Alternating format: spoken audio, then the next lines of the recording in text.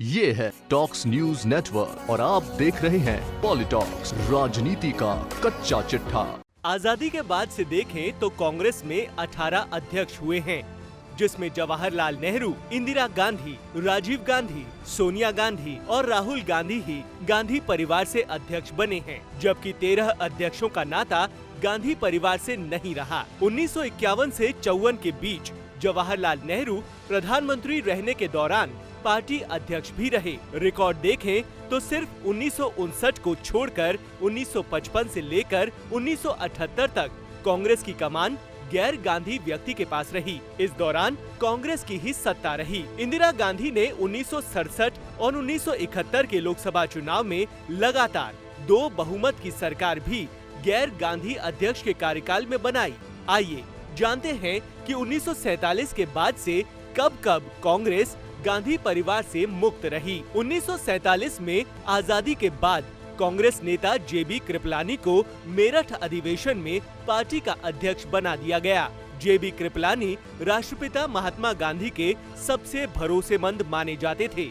आजकल जो हम सरकारों के खिलाफ अविश्वास प्रस्ताव आने की चर्चा सुनते हैं, सबसे पहले अविश्वास प्रस्ताव जेबी कृपलानी ही लाए थे। 1948 में कांग्रेस की कमान पट्टाभी सीतारमैया को सौंपी गई थी। 1950 में कांग्रेसी नेता पुरुषोत्तम टंडन को अध्यक्ष बनाया गया था। 1955 से लेकर 1959 के बीच कांग्रेस की कमान UN ढेबर ने संभाली थी। इस दौरान देश की सत्ता पर कांग्रेस काबिज थी और जवाहरलाल नेहरू प्रधानमंत्री थे। 1959 में कांग्रेस की कमान नेहरू की पुत्री इंदिरा ने संभाली, लेकिन उन्होंने 1 वर्ष के भीतर ये पद छोड़ दिया। 1960 से लेकर 1963 के बीच कांग्रेस की कमान नीलम संजीव रेड्डी के हाथों में रही।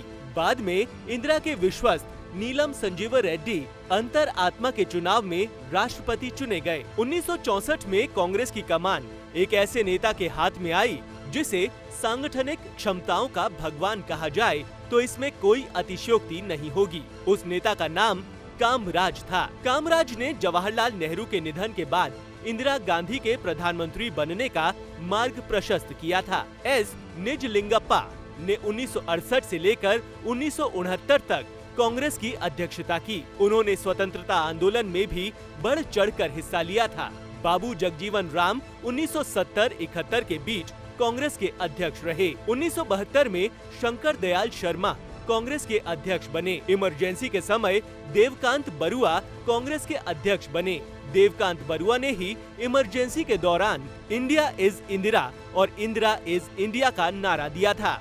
साल 1978 में ब्रह्मानंद रेड्डी अध्यक्ष बने, लेकिन पार्टी में उपजे मतभेद के कारण कांग्रेस का विभाजन हो गया। इंदिरा गांधी कांग्रेस आई की अध्यक्ष बन गयी और 1984 तक अध्यक्ष पद पर बनी रहीं। इंदिरा के निधन के बाद पार्टी की कमान उनके पुत्र राजीव गांधी ने संभाली। राजीव साल 1991 तक कांग्रेस के अध्यक्ष रहे। राजीव गांधी की हत्या के बाद PV नरसिम्हा राव 1992-96 के बीच कांग्रेस के अध्यक्ष चुने गए। PV नरसिम्हा राव अध्यक्ष होने के साथ प्रधानमंत्री भी रहे। राव के बाद कांग्रेस की कमान सीताराम केसरी ने संभाली, लेकिन उनका भी विवादों से नाता रहा।